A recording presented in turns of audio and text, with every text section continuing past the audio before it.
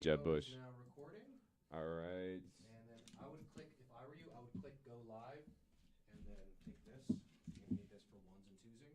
Yep. I would click go live, and then I would alt tab over to the Desktop. other ones that it's live. So alt tab really quickly, just so you know how familiar with it. So Alt tab Alt tab. switches you from what he was doing before, This one right here, hold alt right there, just put your and then finger tab. and click Yep, tab. And then greatest thing there ever was. And yep, And then hit hold alt and tab. Hold alt down and press tab once, and keep holding alt. yep. See, it pulls up the every time you press tab, it'll move you. Okay. Tab, tab, tab. Keep Yep. pressing it. Okay. And then So I would go back here after you go live, so that you can see yourself. That's just what I would do, but you do whatever the fuck you want. all right. So like if I do that and then Where's the TriCam? You're gonna click go live here. So it's just he has to hit 1 and 2, and it switches. okay. Just because this is live, you're gonna see yourself in real time. On the other one, when you hit 1 and 2, it's gonna be delayed by 10 seconds because it's got to go to the internet. All right. Let's delay it by 10 seconds just in case. That's fine. But actually, it would probably be smarter to start on here and then go to Well, Alt. you have to start on the other page. You have to click go live. You got it. So you start as soon as you click go live, and it is instant. So get your music ready. Shit. You held down tab too much. No, So hold down alt, and then once you press tab, the Tab thing stays once. Open. Yeah, press tab once, and then See. you press tab again, and it moves you. Press tab again, and it moves you. So you would press tab enough times to go back to here. There you go. So that's where you want to be, and then hold alt again, and press tab again. No, keep going. Keep going one more. Good. You want to go here. Yeah. Yep. And then you want to click go live. It doesn't really matter. I'm just saying that's what I do. For sure. Did you No, get your that's. fizzy drink? I You guys did. want water or anything? Good to go? I just drank some water. I appreciate it. Cool. Alrighty, well your time starts whenever you go.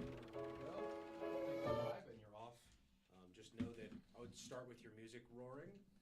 Yeah, and then It slowly should also fade in. be, let me make sure really quickly. It sounds good on the. Your sound of music is exactly what it sounds like. Alright, have fun, guys. Thanks, man. Does that thing go live? I can't see. Yeah. You're golden, Andy.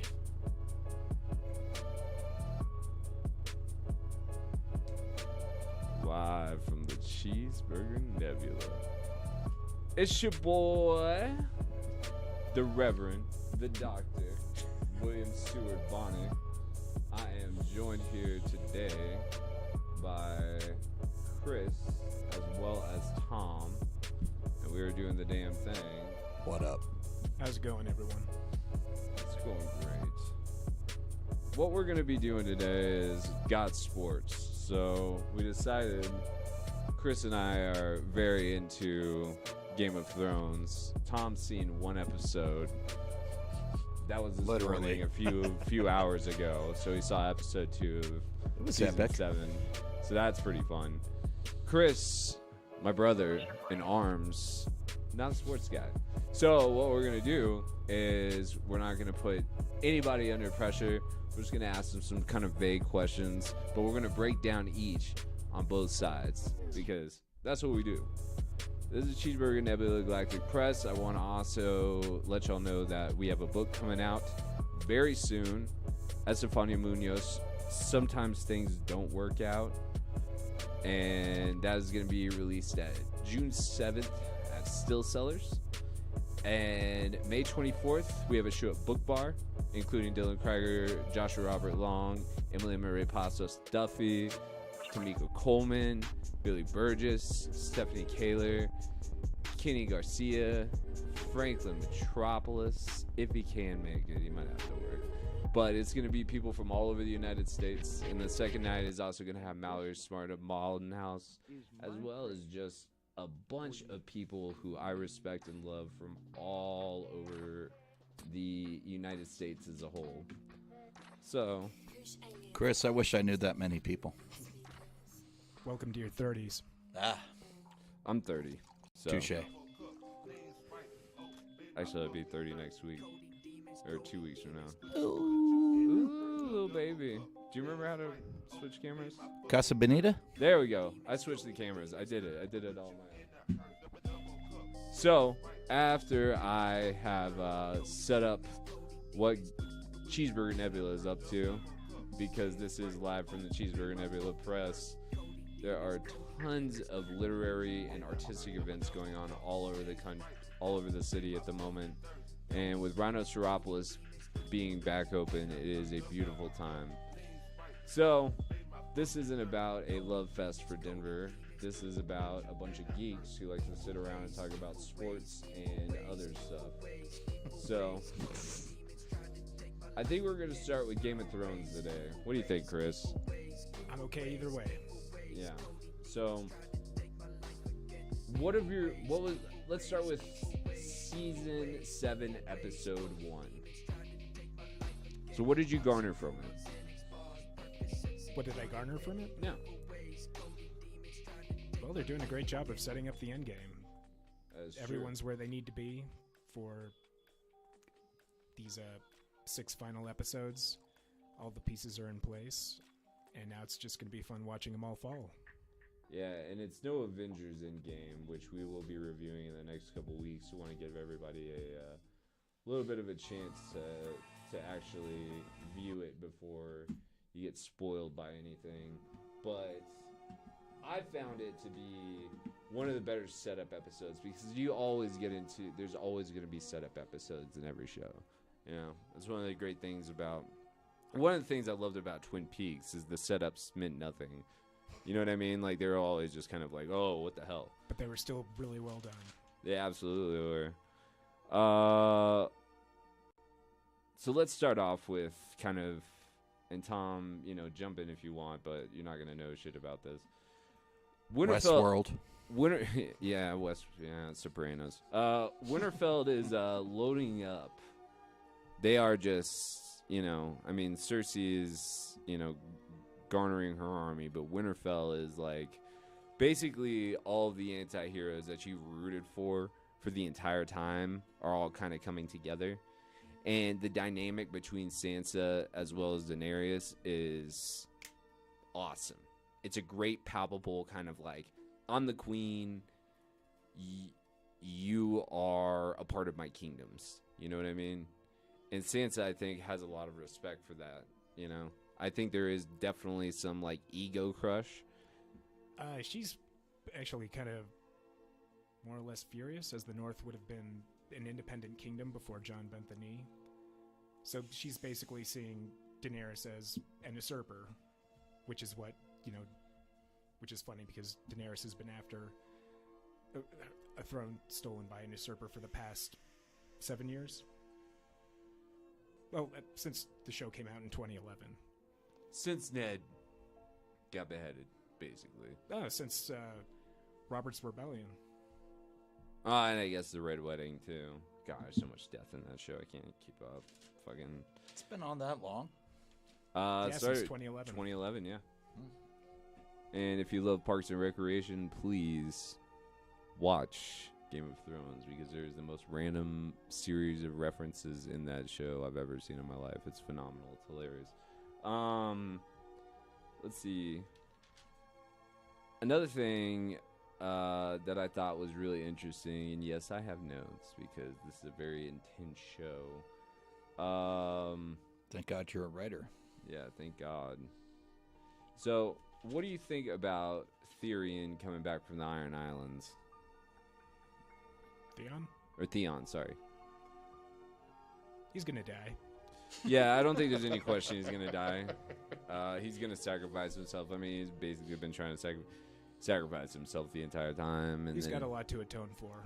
He does, and especially with the whole Bolton experience, like, I mean, that makes him more sympathetic, and he was able to redeem himself, you know, by saving Sansa from Ramsay Bolton. But yeah, my money is on he is going to bite the big one. Do they just kill everyone in this show? No, but I would say Do they try to? A good 60% of people get killed. So No one's safe. No one's safe. That's Pretty cool. Yeah. I think one of my favorite parts of the first episode too was Daenerys coming in with the dragons and just flexing on everybody. It's like, oh, we're afraid of, you know, like, the undead army were afraid of Cersei, we were afraid of all these people, and then boom, what's up? Some dragons. And that kind of ties into my next point, and this is, I think, the most important point to me in the entire series. Would you say Sam is the most important character? You know, it remains to be seen, but I have a strong suspicion that he is, if only because he is sort of the author avatar.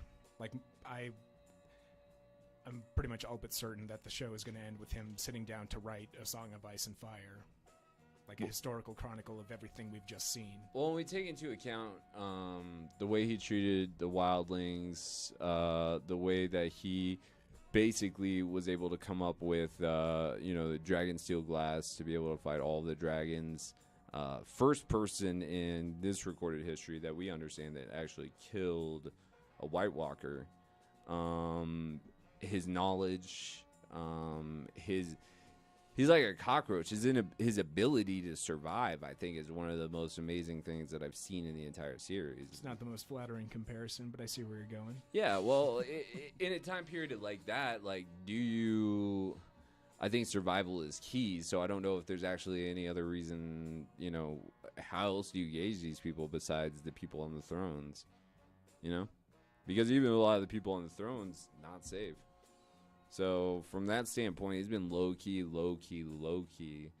And then with all of the different alliances he's made naturally as opposed to forming, which is the biggest thing that goes on in Game of Thrones, is the formance of alliances, which we'll get into when we talk about episode 2. He is just legitimately liked by most people, and is given respect by most people. And he's an heir to a bloodline? Well, he is now, but that's because he's through... I mean, he's gone through the fire. He's been forged into a capable warrior scholar. Remember, in the first season, he's basically introduced as Piggy. Mm-hmm. Here's an interesting thing, too. This kind of doesn't deal with the first or second episode. Pork pie? Hot pie. Hot pie. Hot pie has been, to me, as a large fan of Scorsese films, kind of the oranges on the table. You know how in every Godfather, the oranges signify that there's about to be a large death? It seems that every time that hot pie is around that there is some gnarly thing about to go down. Well, I mean, the last time we saw him, he met Brienne and Podrick at the inn and basically pointed them on the way to Sansa Stark. Yeah. Nobody really died there.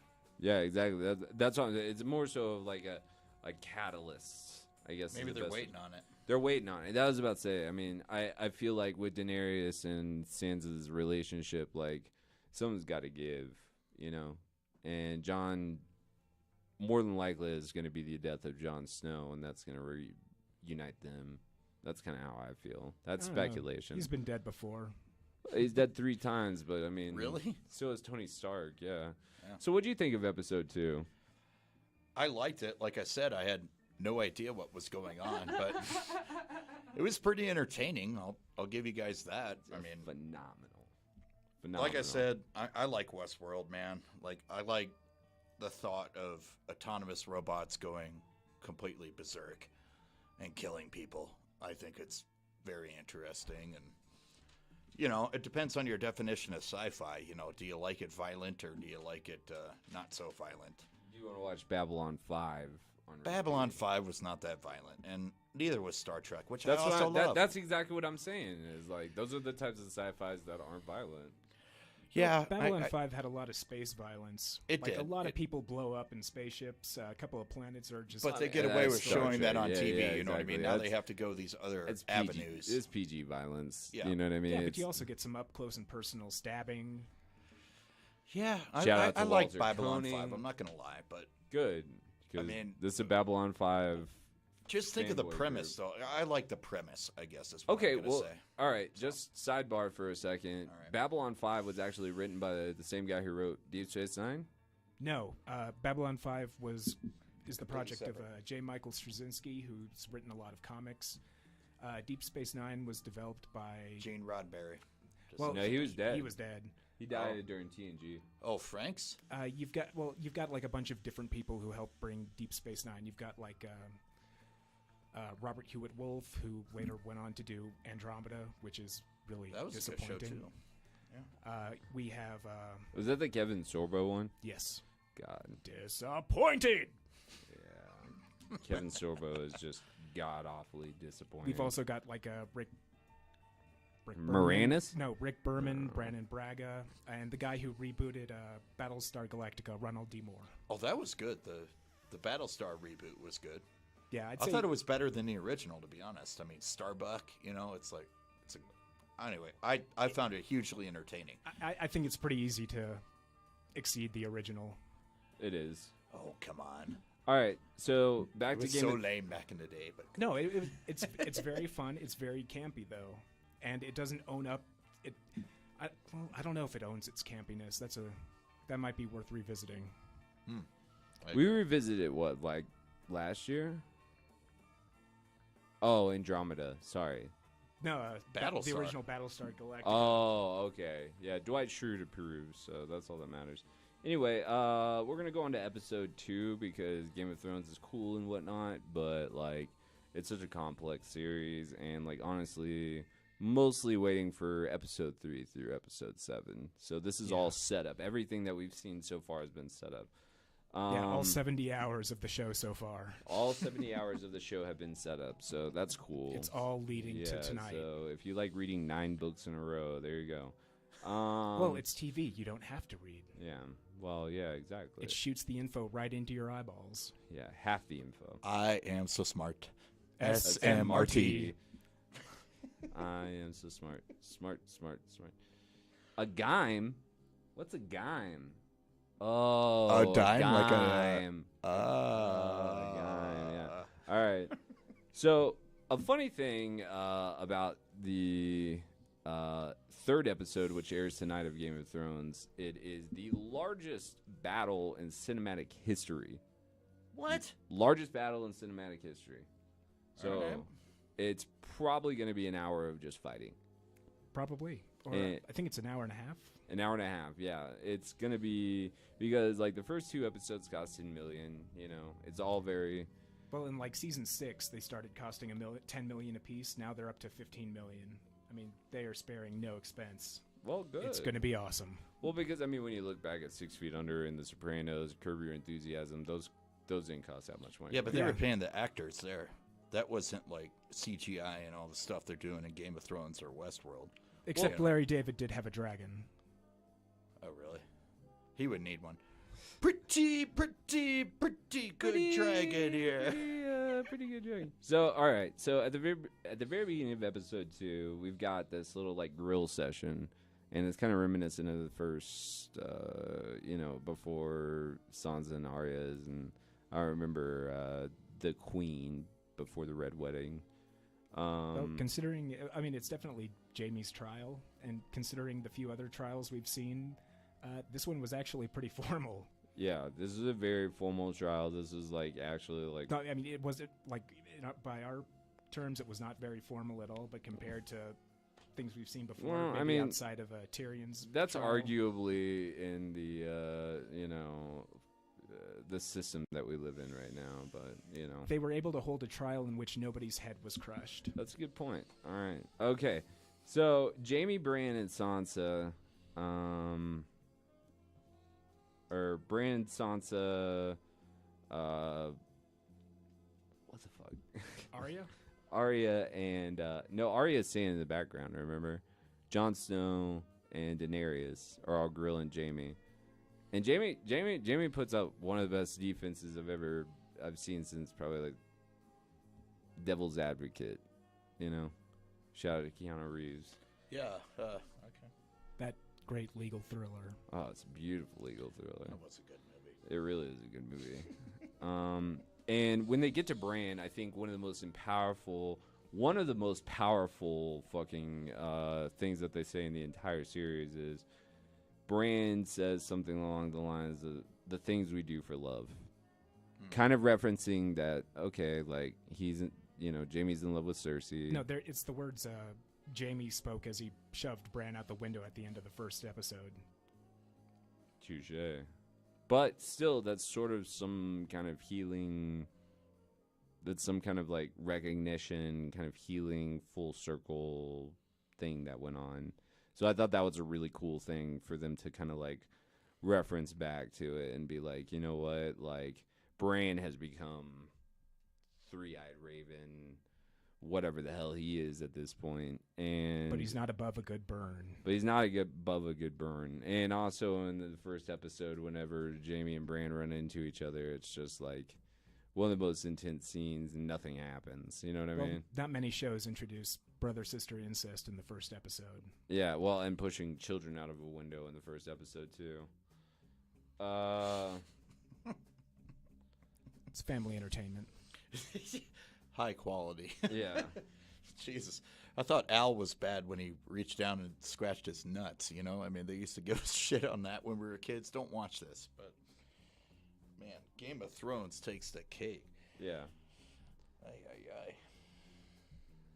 Well, I'm not sure anyone's actually scratched their balls in Game of Thrones. Lots of people have lost their balls, but no direct scratches. Does that make it any better? For the children, I would say so. Oh, okay, yeah. Yeah. Would somebody please think of the children? I also love Bran saying to Jamie, how do you know that there is an afterward? I thought that was a really nice kind of like foreshadowing that kind of still plays into Bran might be the Ice King. Or just, it's just going to be snowpocalypse. It's going to be Snowblock. I mean, It's 100,000 zombies armed with weapons at the gates, and chances of survival are very small. But of course, some people will survive. Oh, yeah. Otherwise, the next 3 episodes will be kind of awkward. It will be very awkward. Maybe they'll restart it with just the ice people. That would actually be pretty cool. Let's see. So one of the things that Tyrion says towards the end is basically, I'm going to paraphrase it into Avengers Assemble.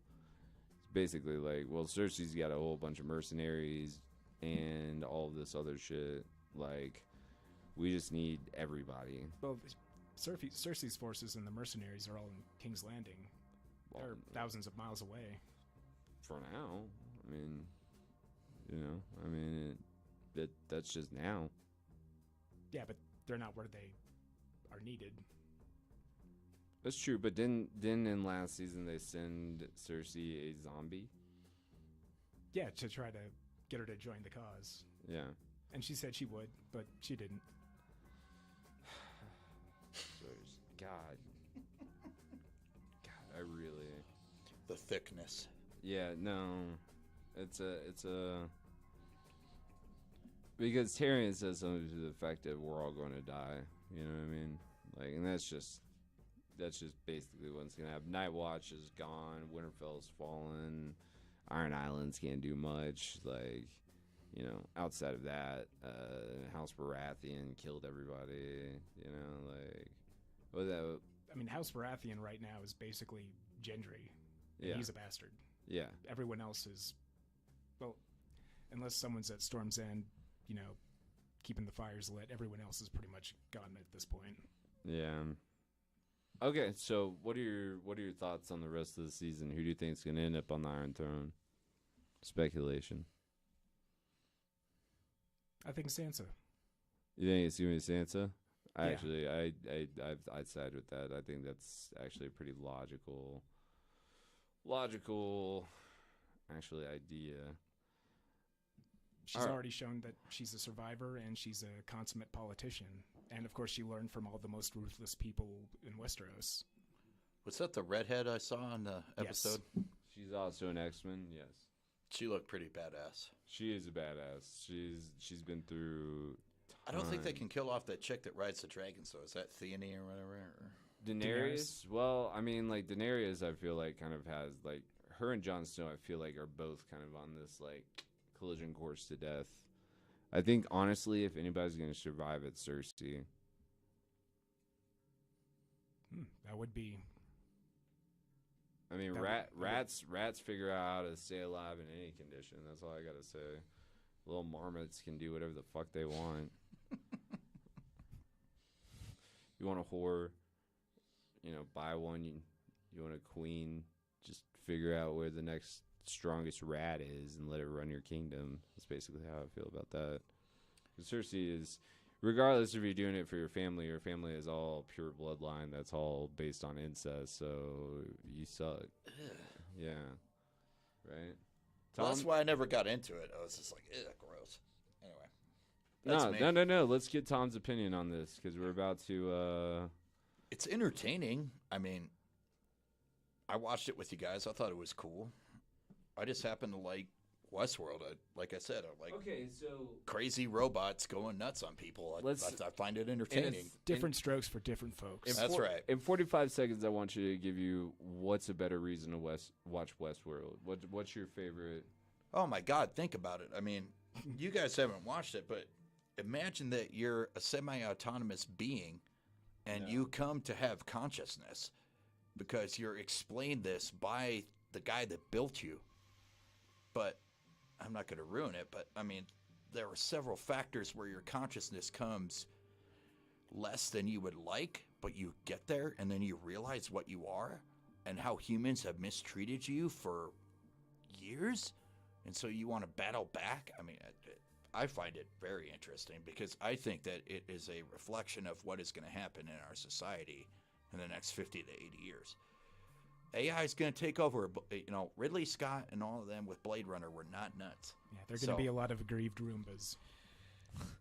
DJ Roomba in the house. Hey. Parks and Rec. But no, That's my 45-second rant there. All All right. right. The premise is great, and I did watch the first episode when it came out. Okay, It's wild. so we got. We've got our predictions out there. We know You got. we got. We're very excited about episode 3 tonight. Here in a couple more episodes, we'll do another one of these. We want people to be able to catch up at least 2 episodes. Once the smoke clears Once and the the smoke bodies have been counted. clears and you've all been on Reddit and Facebook and you've been spoiled with everything because that sucks. Spoilers are awesome.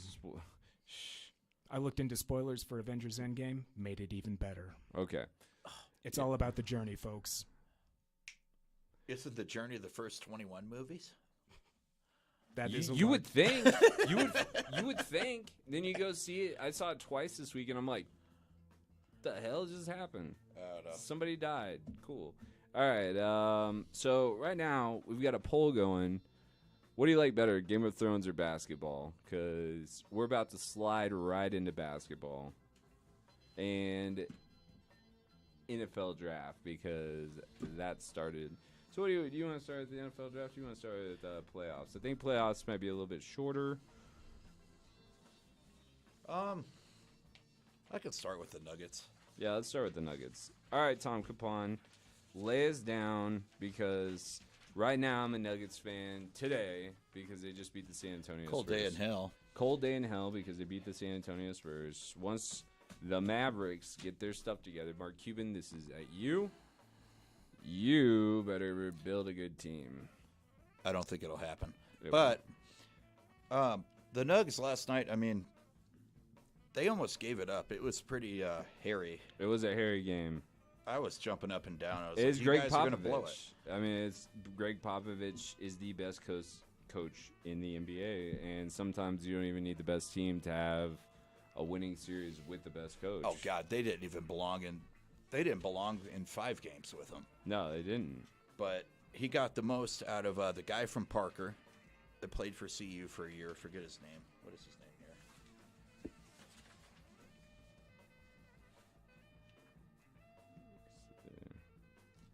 So the thing I really want to bring up throughout the whole Anyway, the guy was amazing. White, the point guard. No, DJ White plays for the Bucks. No, there was a guy, they had a point guard. Anyway, he was fantastic throughout the series. Jamal Murray can't play defense He can't. to save his life. He really can't. Jokic tries, which is something. Paul Millsap is playing his butt off. Yeah, Paul Millsap is the MVP so far of the. No, it's Jokic. Jokic is just playing out of his mind. I mean, nobody has ever averaged a triple-double for an entire series since Wilt the Still. Russell Westbrook? Not for a playoff series. Russell is not. Just for 3 seasons straight. Yeah, but Jokic did it too. I mean, you got to think how good the guy is. I mean, and how young he is. The Nuggets can go places. This is not like when we traded for Iverson and everybody thought we'd win the title with Melo. You know, it took Chauncey for that trade to happen to actually make us into a good basketball team. And Chauncey just said, "No, Melo, shut up. We're gonna play this way." And Kenya Martin was right there too, you know, as a leader. And now we have that again with Millsap, and Jokic is growing into a leader. Jamal Murray, my God, could be probably the best top 3 point guard in the league in the next 2 years. He's no Lillard, but he's close. You know, he has the skill set.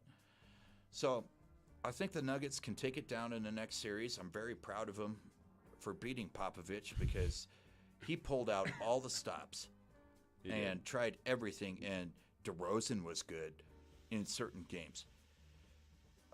Aldridge, last night, DeRozan and Aldridge almost brought them back. But it just wasn't enough because the Nuggets are more talented. What about Brandon Forbes?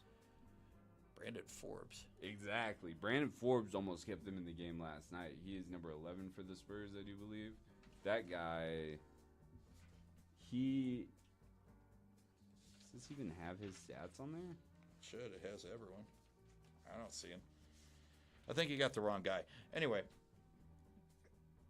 the Nuggets are deep, is what I like too. Morris coming off the bench is ridiculous. And so is Beasley. There's no way 3 people played last night. So, I don't know. San Antonio is not hurting. I think they got screwed by that trade, trading Kawhi Leonard. Well, who also went off. That was last night. Kawhi Leonard's whole thing.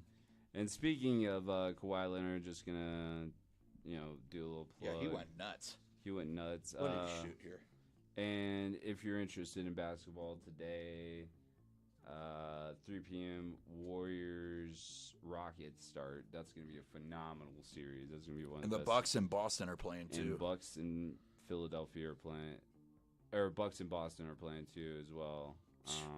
Dude, Kawhi was 16 of 23, 3 of 7 from 3, and 10 of 11 from the line for 45 and 11 boards and 11 assists. Well, I want to say that's this ridiculous. Too. That's ridiculous. Jamal Murray and Joakim Noah, the Joker, have literally probably revolutionized the 1-2 man game since Karl Malone and John Stockton. Well, to your point, when we were talking earlier, you said Stockton Malone, right? Stockton Malone. Yeah, that's it.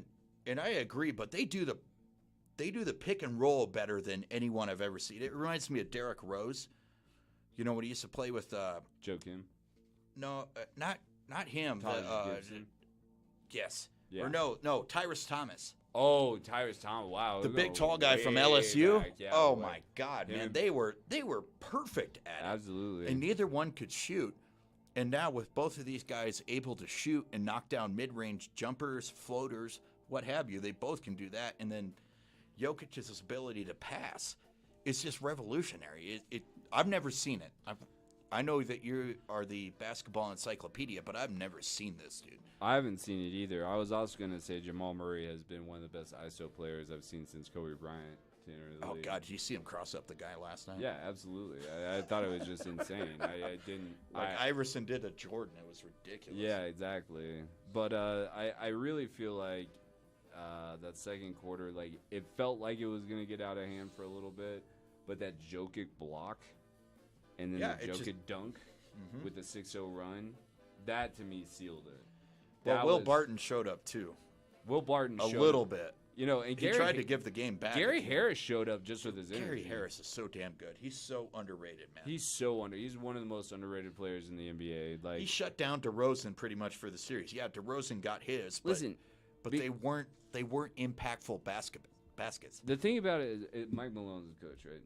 Yep. The thing about it, This is the first time I've ever seen Mike Malone or any coach out-coach Greg Popovich. Well, he is a Popovich disciple, so he know how to beat him. That is true. And I thought they should have fired him 2 years ago. I called for that. Well, you remember this discussion. And also to switch it up for a second, the reason the Clippers are taking the Warriors so far is because they run Doc Rivers' system. So Doc Rivers knows exactly how to beat them. This is going to be the first time that we might see a Golden State Warriors exit. I doubt it. But no, they got past the Clippers. They're playing Houston now. Oh, yeah, that's right. But the Clippers gave them a run for their money. The Clippers gave them a run. They also gave them a blueprint. You know what I mean? And that's the biggest thing. Sometimes all you need. Well, the is question is Harden going to eat that amount of ego and play that much defense? I don't think so. No, he's not. He'll get a few steals and a few assists and a few rebounds. That's about it. I agree completely. And that sucks. I mean, if Harden would eat it, let's stop lying to ourselves. You always say this to me. If Oklahoma City would have stuck together, my God, how many titles would they have right now? Oh, yeah. Now, let's also talk about the Raptors-Phillies game. Tobias Harris is a very underrated player in the NBA. Well, that's why they made the trade, Andy. Yeah, no, well, he's still underrated. I don't care what anybody says. Kawhi has been on fire since Game 2. Both sides of the court. He has stolen, blocked. He has been in every city. He was reminding me of, like, a very, very, like, raw Andrea Karolinko, where he's just going to fill up the entire stat board. Yeah, but Kawhi can shoot. He can. And which he's refined. He refined that in San Antonio, and then he forced the trade. I mean, they keep saying he's just going to wind up in L.A. on the Clippers. Yeah, that doesn't surprise me at all. I would say in Toronto. I mean, what did he have last night? 42 points, 11 rebounds. Dude. 45. Okay, I just wrote that wrong. He was a plus 26. Mm-hmm. And look, they got Marc Gasol. And Lowry's actually doing something. He got 9, 8, and 3. Kyle Lowry. Michael Lowry. Well, I don't know. I hope the Bucks win. I don't like Boston. Yeah, I agree. Just because I think they have too many titles already. And then also, the real question is, can Joel Embiid be stopped? Well, if you see, Ben Simmons didn't even play for the Sixers, so. No, yeah. It doesn't matter. You know, it's just like Jokic scoring 43, 12, and 9 the other night. If you don't win, you don't win, dude. It doesn't matter if he's the beast. And what, Redick had 17 points last night? So, like, a lot of people like to forget this is a very team game. And if you have Redick just doing his thing and other people. Yeah, he's a spot-up shooter. He just knocks down threes, dude. Yeah, exactly. So, all right. Let's go on to the NFL draft. Broncos fans out there, John Elway has CTE. Yeah, there's no question about that. Should have drafted the linebacker. In the first time... Maybe not the first time in NFL. John Elway was the first one to do it because he got drafted first in both football and baseball, right?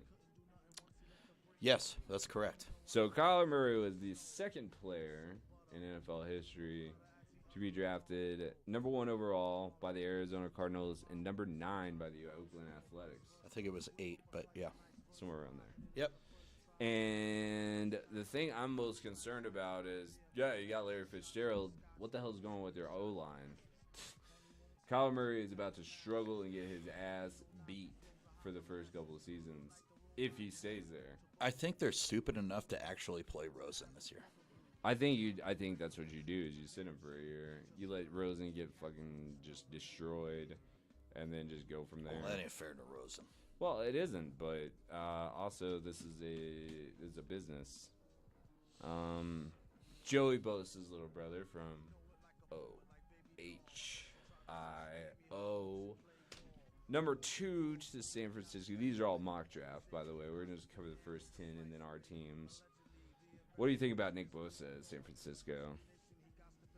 I think it's a little high, but if he's anything like his brother, then it's the right pick. Yeah. Well, and then him and his boy are going to be down the state from each other. His brother. Third pick was perfect. Yeah, Dylan Farrell, the defensive end. I mean, I trust. No, that's the Raiders. The Raiders screwed it up. The Jets took the right guy. They took the guy from Alabama. Yeah. And then Celian Farrell Clemson, the defensive end from. That was the fourth best player on that defensive line. That was stupid, but they're the Raiders, so I'm happy. Yeah, go for it, Raiders. You do what you want. John Gruden's got a master plan. I trust him. Devin White was inside linebacker, taken 5th overall by Tampa Bay. Good pick. Good pick. Yeah, Tampa Bay is still not going to do shit. Yep. Daniel Jones, Duke, the quarterback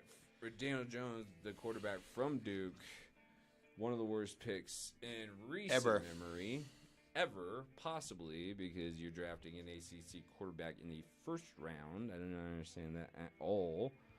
Josh Allen from It's Kentucky. good to pass on that one. Yeah, that And one was so here's stupid. my question. We could go on for 2 minutes on that one. Yeah, Let's just exactly. pass We it. don't need to. If you just trust us on this. I really liked number 7 pick Josh Allen from Kentucky, the outside linebacker, because you don't know how Miles Jack is gonna, The Jags are going to come back, man. Well, all they need is a quarterback. And they got Foles. Yeah, exactly. They just need a guy not to turn it over. The whole thing about Foles is he's 80 years old. Yeah, exactly. But so what? I mean, they did that with Bortles, and they got to the AFC Championship game. I mean, True. Broncos. Let's finish out the top 10 real quick. All right. T.J. Hawkinson from Iowa, tight end. Lions need offense. They need help everywhere. Whatever. You're fine. Devin Bush from Michigan to Ed Oliver. I can't believe he fell that far. Oh yeah, sorry, I skipped one. Ed Oliver to the Bills. I thought he was gonna skip to the Broncos, and I think that would have been life changing, honestly, for y'all's team. They could have taken this Devin guy. I don't understand it. And you trade back to linebacker city. And of course, Jonah Williams from Alabama, offensive tackle. How many years have we experienced not an Alabama player going in the first round? Or top 10. Top 10 at least. No. Well, no, the guy went to Clemson or the Jets. He went to the Jets. Anyway. Sorry, I don't think mine's fully updated with all the trades. Well, so Broncos drafting this quarterback. I mean, yes, Joe Flacco. This happened. Joe Flacco deleted his Broncos Twitter account immediately following the strap pick. Joe Flacco is a drama queen. He's been a drama queen. I mean, he left because he didn't want. Who is the Lamar Jackson? Lamar Jackson was obviously with their O line and how much in shambles it is. Lamar Jackson is the obvious choice there. Well, yes, and they traded back up to get Lamar Jackson, by the way. But this guy Locke had a decent senior year, 62%, almost 63, 3,500 yards. 8 yards an attempt, 28 and 8, and a 147 rating. It's not bad, but you don't tell good. Joe Flacco going into the draft, you're a guy, and then draft this guy. And they drafted him with the 52 pick. They had 41. And this Reisner guy, they drafted an offensive lineman because we got rid of Paradis. I mean, and then the tight end. Well, what have y'all been doing with your offensive line? That's the biggest question. God only knows, dude. Yeah, y'all have not even thought about your offensive line a little bit. Do you agree, Chris? I couldn't agree more. Yeah, that's what I like to hear. My man. So let's get to the Denver and the Dallas picks, since this is a Cowboys and Broncos show. So Denver's second pick was Noah Fant. No, that's the first guy, dude. Oh, that was the first. That was y'all's first guy. Traded back, man. Got him at 20. Noah Fant, tight end, Iowa. Don't disagree with that pick. He's it adds some extra run blocking for Philip Lindsay. No, he can't block, dude. He can't block? You know, he's a Travis Kelce. The guy that went number 8, Hawkinson, was the guy we wanted. And this guy Fant is just he's just split him out. It's Julius Thomas. Let's just put it that way. Oh, okay. That's it. And you don't have Peyton Manning, so great job. Yep. Mm-hmm. All right, and Joe then, Flacco is really going to love that. Yeah, right. And then We got an offensive lineman. Dalton Reiser. Yep. Yep. He was a 5-year starter though. The guy has some good stats. The guy's ready for the NFL. That He's was a one of the picks badass. that I actually liked. And I liked drafting Drew Lock right at the end of it. I didn't think that was a bad choice, man. Like you've got a retirement quarterback. You've got in Joe Flacco. Flacco's only like 34, dude. 33. That's like 68 in football years. No, it's not in quarterback years. Maybe in defensive back years. Well, not And then you run off Chris Harris too, and they didn't even draft a cornerback to replace him, which they could have gotten. Yeah. But I mean, Drew Lock was pretty good at Mizzou. I just don't trust Elway anymore, man. I don't trust him with. Man, in 2009, I remember calling you watching the draft and saying, y'all just drafted. Yeah, that was Tim McDaniels. Tebow. That was McDaniels. Yeah, and I screamed at you. You got to be kidding me. Yeah.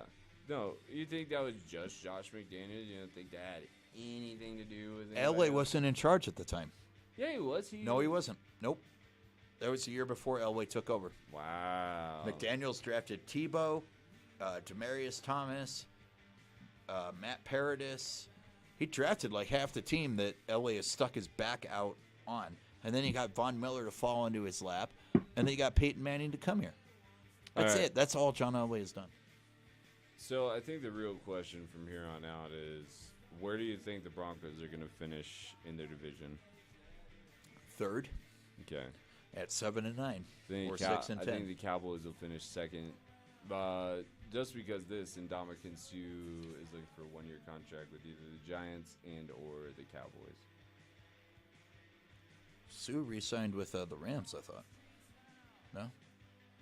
The guys you got a wide receiver and you got a linebacker. I don't know. Yeah, well, we need a linebacker. Sean Lee needs to retire. And Jalen Smith isn't. He's hurt all the time, so... Yeah, whatever. What do you It was need like to the do? third and fourth round. You guys weren't, really big players this year. Yeah, well, especially after the Amari Cooper trade, I thought that was the... That actually worked out. I was surprised. I thought that would backfire. But Yeah, well, once we got rid of Cole Beasley and actually just watch out for like Michael Thomas. He's like from CSU, Colorado State. He's like a 6'1". who is that guy? He broke every CSU record there was, and the guy's a badass. He's a badass. He just needed. I didn't know the Cowboys picked him up. Yeah, we picked him up last year in the second round, so that's kind of what we're banking on. He's pretty good, dude. He's really good. All right, well, we made it through our things. It's banter time. So, anything coming up for you this week, Chris? Not really. Not really. Yeah. Just hanging out, doing work, getting ready for the summertime as it fully unfolds. Beautiful. That's the way to do it. Call on me. Tom, what are you doing this week? We have the Avalanche this week. We have the Nuggets round 2 against Damian Lillard. Yeah, good luck. I think we took the season series. So, Yeah, Dame has been on a completely different level, though. yeah. What? And CJ McCollum's been on a completely different level. Yes, but And you know what? Nurkic. might be a little hurt. Well, we traded Nurkic for Jokic, right? Yeah, I do. That was the greatest trade. That was one. And we got Plum. No, we traded. You want to know the greatest trade in Jokic for Plumlee. NBA history is Pat Garrity or Robert Traylor for Dirk Nowitzki. Oh, yeah. Pat Garrity. Yeah. Just ridiculous. That was a good one. Yeah. Tractor Trailer wasn't half bad at the time, though. No, he wasn't, but he had a drug addiction, so that shit sucks. What was that guy not addicted to? God. Chris, if you ever see this guy, he was like 6'10" and 330 pounds. I mean, he made Shaq look skinny. He's 6'8" too on top of that. Oh, really? Yeah, ridiculous. But he was dominant, dude. He was good when he wanted to be. So, anyway. All right. I'm gonna pull up some events that are coming up this week. So as always, I'm gonna plug For the Nebula. Kalen Heffernan for mayor. Kalen Heffernan is one of the most progressive mayors in Denver at the moment. They are just an incredible human being, and they are all about. There can only be one, Andy. Yeah, and His name is Joe Biden. Joe Biden. That was Tom's impression of Joe Biden, and hopefully that never happens again because you just breathed into my ear. I don't care who you vote for president as long as it's not Donald Trump or Donald Trump. Or... He lowered her taxes. All right, you fucking Republican piece of shit. No. I'm not. I'm just poking the bear, dude. That's all. Yeah, the bear pokes back. Mm. All right. You don't like Hancock? Do I? Do you like Hancock? I don't live in Denver. Oh, yeah, that's right. All right. So today, today the 26th. What is today? 28th. 28th. So 2 days from now, April 30th, the Aurora Arts Space Survey launch party is coming out. It's at the People's Building in Aurora, Colorado. It's 9995 East Colfax, Aurora, Colorado. It is run by my very dear friend, Satya Wimbish. If you can, all the tickets are sold out, but R.L. Stein will be in Boulder. Goosebumps? Goosebumps, yes. That's wild. May 1st, 6 o'clock to 9 o'clock. Beat Poetry, First Friday Poetry Open Mic at the Corner Beat in Denver, Colorado. It's Friday, May 3rd. It's at the Corner Beat, 1401 Ogden Street, Denver, Colorado. And let's see.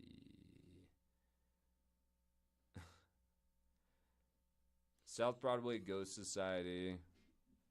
They have a show Saturday, May 4th at 7 p.m. Go see them or something. Anyway, also, I know I mentioned this at the top, mentioned at the bottom.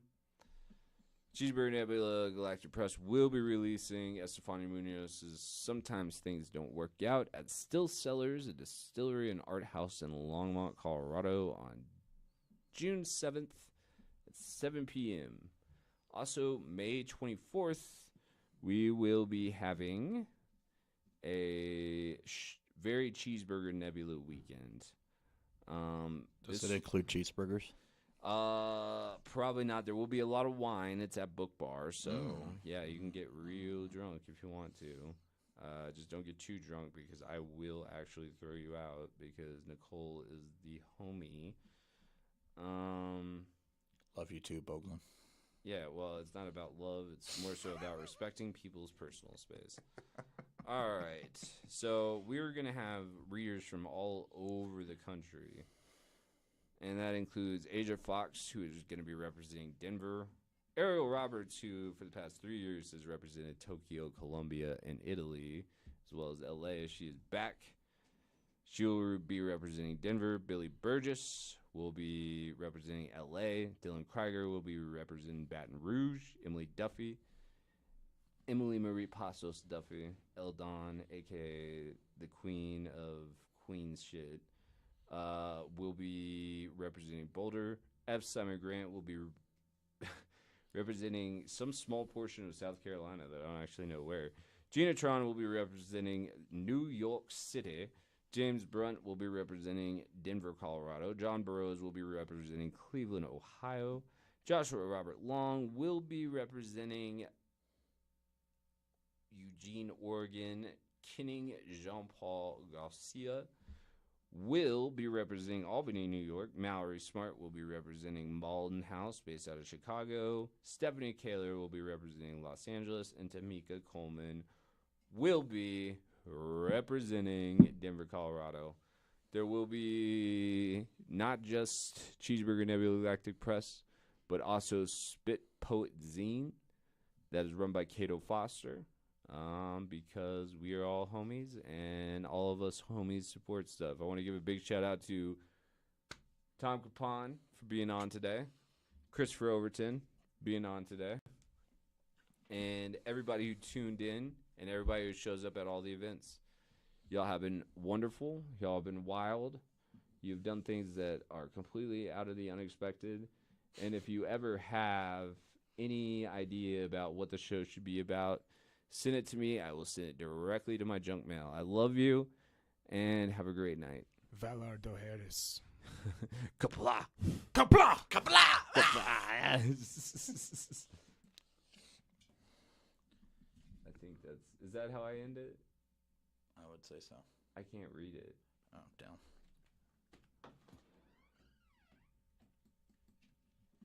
Boom. What was that snide there? What's up? Why'd you sneak that in, man? Sneak what in?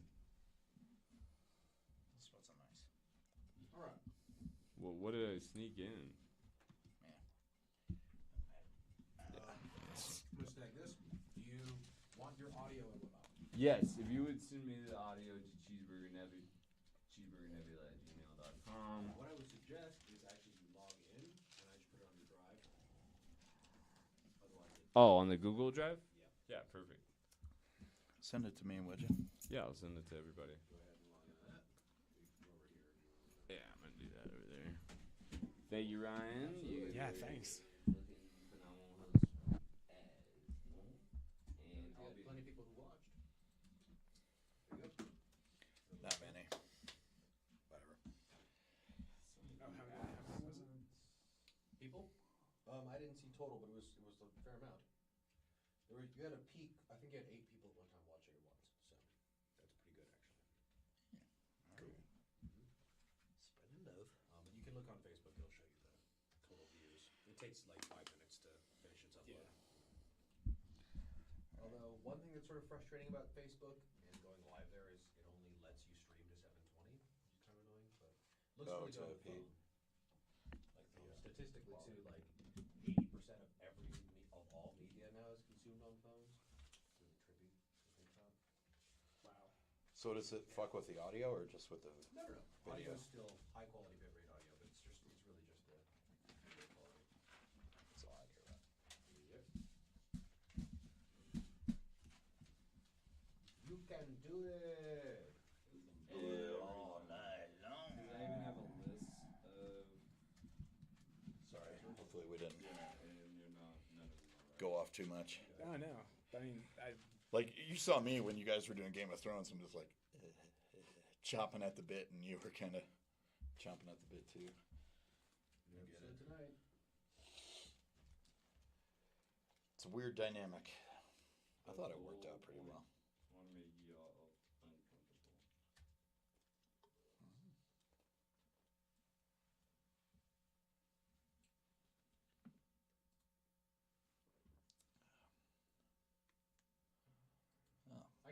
Andy doesn't know his email addresses to save his life, man, or his passwords. Here, let me sign in, and I'll upload it to my drive. And I'll invite so you. I actually got All right, perfect. like I've got pool 12. going over who's gonna live and who's gonna die. Oh, really? Yeah. I've got a couple of friends who put like $700 on it. Oh wow. What? Man, you guys are nuts, man. I did not. That's not me. I don't get it. Ryan, do you watch Westworld at all? Yes.